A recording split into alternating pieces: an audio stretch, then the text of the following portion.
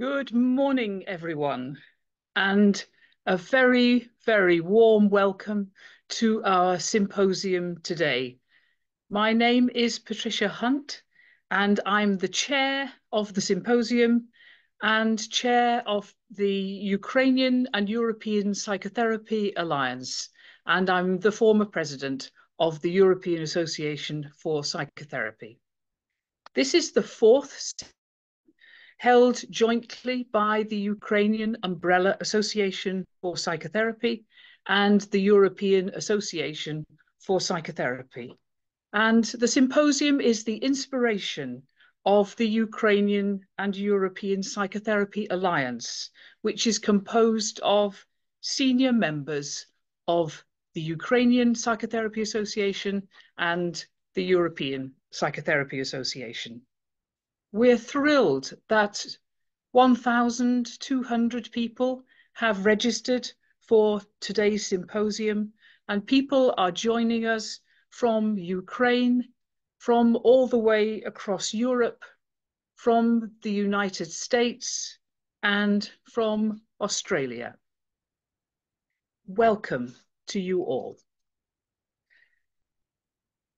The tragedy of childhood in the time of war. Our compassion for Ukrainian children in this terrible time of war unites all of us gathered here today online. Children are our future. The experiences that children have now will stay with them for a long time. I was talking to a 90-year-old man who I know well about his memories of the Second World War. He lived near London at the time of the Second World War, and he remembers the sounds of war, the images, the bombing raids, the destroyed buildings. And he said, "What I remember is how frightened I was. I was frightened all the time." This is the impact that war has on children. And today we are holding in our minds children experiencing war now, who are living in the war zones of Ukraine. Also children who have had to leave Ukraine and their families have been separated at the start of the full-scale war 2 years ago and are still living far from home. Deported children, Ukrainian children who are refugees. We want this symposium to help us in our care for these children. We have distinguished experts in child psychotherapy to share their expertise with us and their wisdom. In the previous 3 symposiums, we have really seen how the richness and depth of our dialogue with each other, made possible through incredible technology, our sharing, our listening to experts, has brought us all closer together and given us a sense of holding each other at this terrible time. We hold hope that our work and our thinking and our communication together today will help us hold children through this terrible time. We are standing together with you, our Ukrainian colleagues, in your dark hour. We will continue to stand with you in this dark hour. We cannot see at the moment the end of the war, but we will continue to kindle hope for each other and stand with you through your dark hour. Tomorrow, February the 24th, 2024, is the 2nd anniversary of the full-scale invasion of Ukraine. Last year, we lit a candle at this time, marking the 1st anniversary, and we held a minute of silence And today we will again light a candle and hold a minute of silence to honour this moment of the second anniversary of the full-scale invasion of Ukraine. I will place a lit candle on the screen for us to focus on during the minute of silence. Please keep your laptops on mute during the silence so that it remains silent.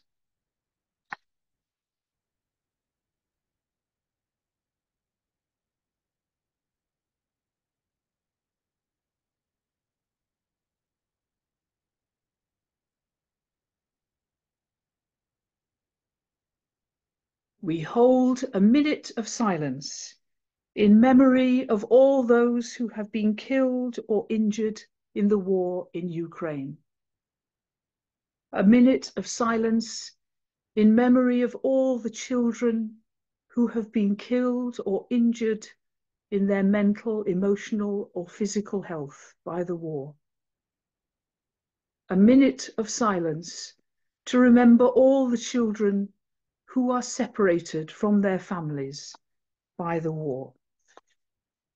A minute of silence to remember all the child refugees driven from their homeland by the war. We hold a minute of silence.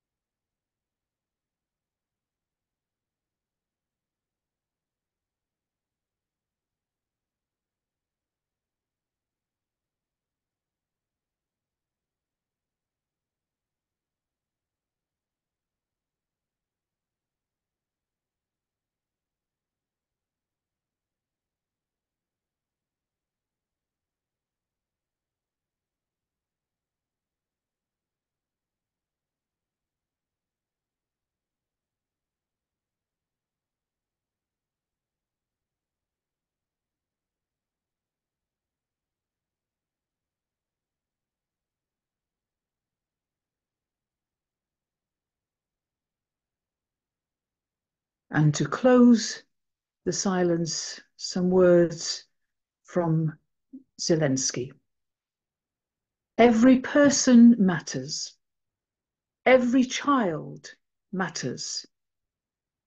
We are fighting to protect our free country, where every child can, when he or she grows up, live the life that he or she wants without coercion or oppression.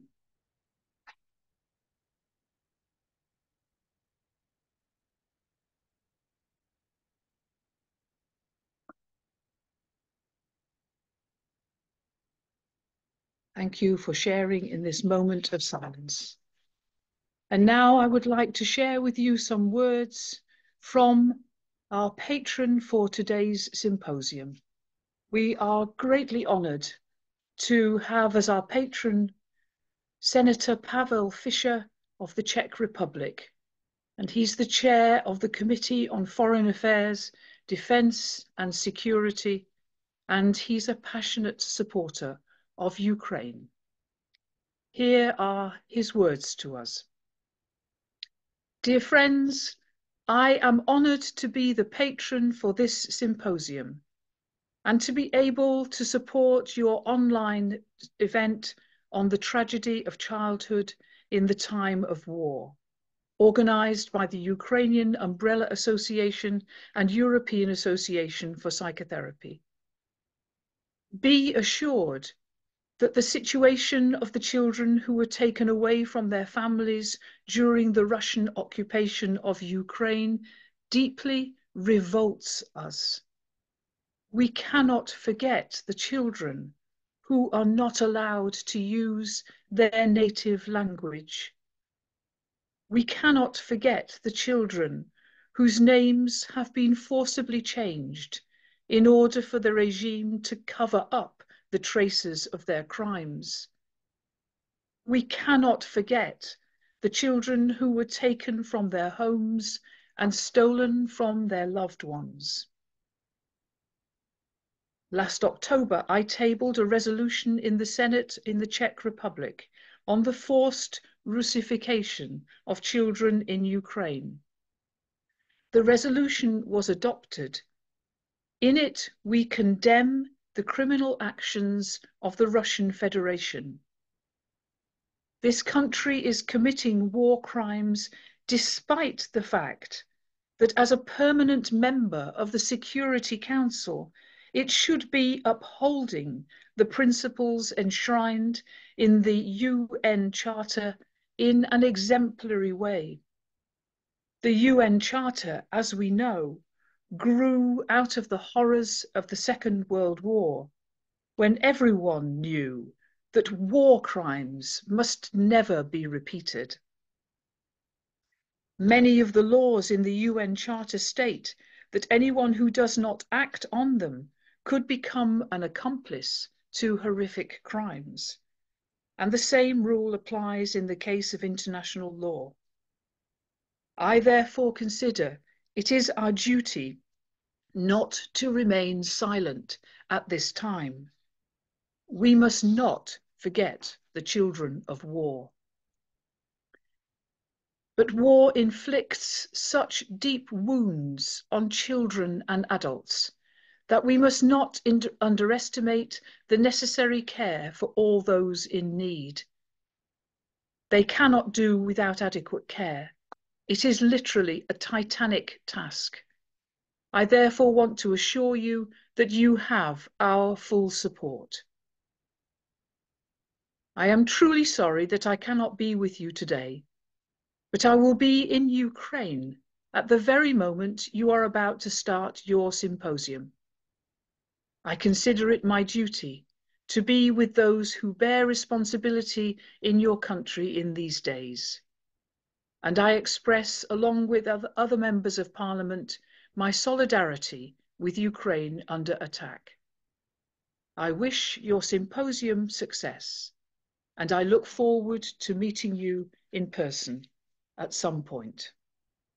We thank Senator Pavel Fischer for these moving and passionate words, and we thank him for the honor that he gives to our symposium in being the patron of this symposium.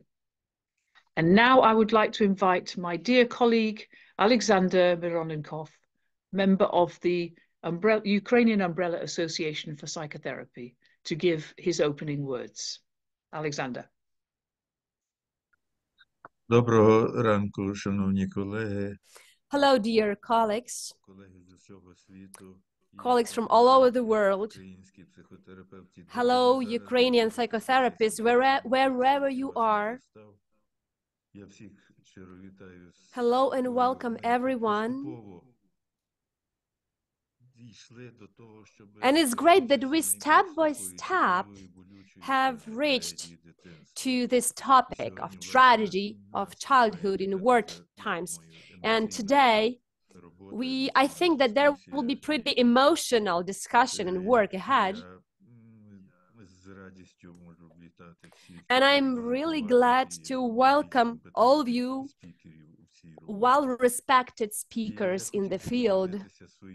I would like to share my expertise, my insights, my thoughts. As in Ukraine, as we say it, there are no own children and children of somebody else. No, all the children are ours. And I'm here with the message that they're not children of somebody else. No, these are our children, and war cannot deprive anyone of childhood. Henry Ibsen put it that the home without children's laughing is filled with the horror. Therefore, right now, I can paraphrase his words, and I would like to say that the world that is not fulfilled with the children's laughing is fulfilled with the horror. After the war started, I have noticed these changes in the behavior of children. Those who were having a walk in the park, right now they have toy guns, toy rifles. and it's all about girls and boys as well. They started playing in war, in a shelter, in bomb shelters, so they are pretty active fighting in their way. They are not laughing, actually. They are pretty serious and concerned, and I think that kids and war, such two concepts, they cannot be connected in any way. And of course, we could have never thought that we can have these two notions side by side. Today, Ukrainians, our nation, not only psychotherapists and psychologists, they are fighting for helping those children who have been wounded mentally or physically by Russian aggression. Therefore, the story of Ukrainian kids has to be heard by all the world. The same as 80 years ago, the world could have read the diary of Anna Frank from the epoch where she was hiding for 2 years from Nazis. And in this diary, it was described this dark side of evil and also unbreakable force of spirit of a child who laughs at the face of this evil. Of course, there are lots of different stories of survival, of horror, but also there was a story of dreams, of love. Anna, aged 12, she also was describing her body, how it was developed, also her affection to the boy who was hiding along with her. She was depicting her dreams. She wanted to become a journalist or a writer, describing this horror where she was living. Despite all the horror, Anna preserved faith in the humanity, in the kindness. She put it, I still believe, despite everything, that people deep inside are kind, are good, and sometimes the worst things can unveil the best thing living inside of us. Children are not to live in the atmosphere of total horror. They are willing for this war to end and for the peaceful time to come. Otherwise, children will never stop to be children of the war. Since last symposium, when trauma has not been transformed, it can be as a heritage to the next generation. And our task as parents, as grandparents, and as psychotherapists is not only to